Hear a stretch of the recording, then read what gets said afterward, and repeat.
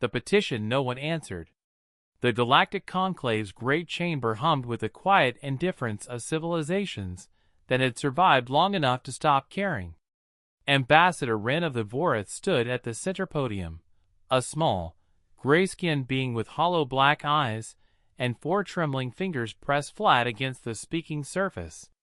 Behind him floated a holographic display of his homeworld, Veth.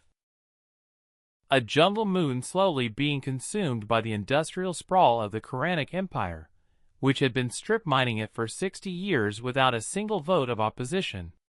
"We ask only for recognition," Wren said, his translator collar flickering. "A seat. A voice. Protection under the Conclave Charter." The chamber held 400 delegates. 398 said nothing.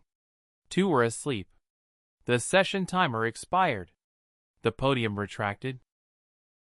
Wren stood alone in the center of the floor as delegates filed out around him like water around a stone. He had made this petition 11 times in 9 years. 11 times, the result was the same silence. The human who stayed. 1 delegate remained.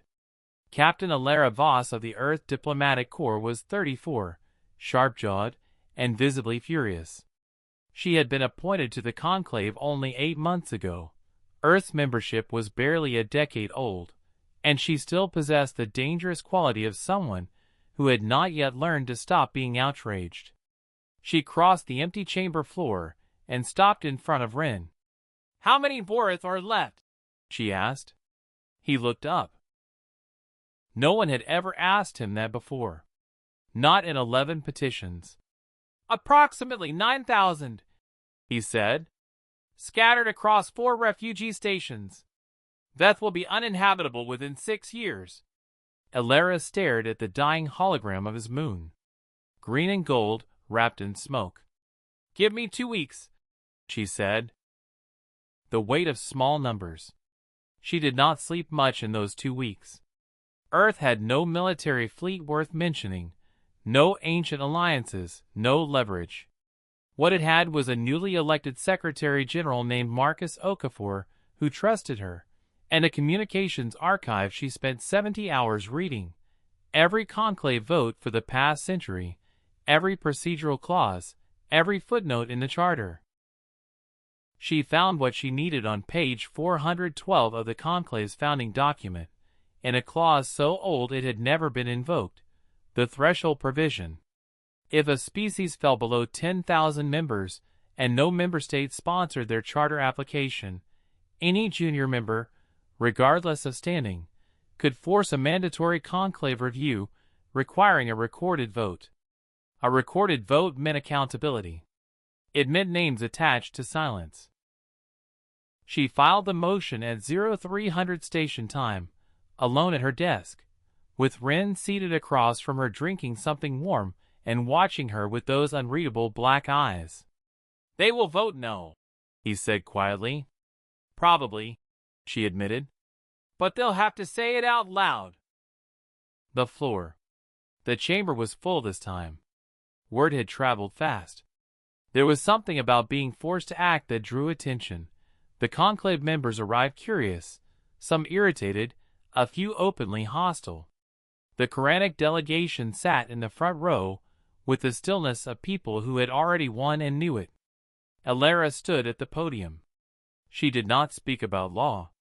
She did not cite articles or provisions or precedent.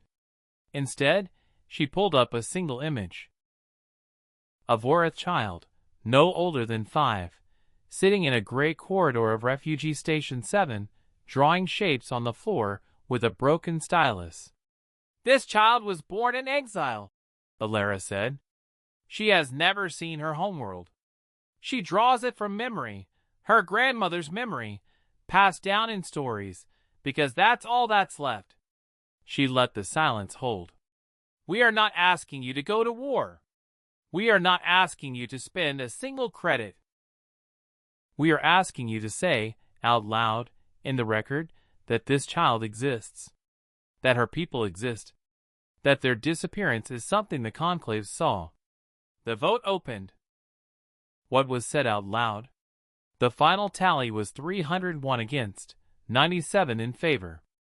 The Vorath petition failed. But 301 civilizations had their names in the record.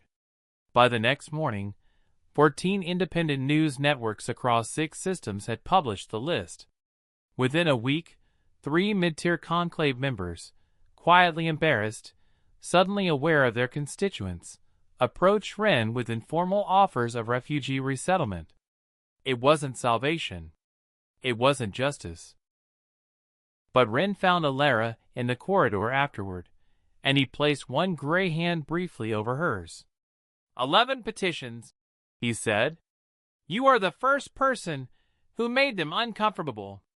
Alara looked toward the chamber doors. Good, she said. Discomfort is where things start.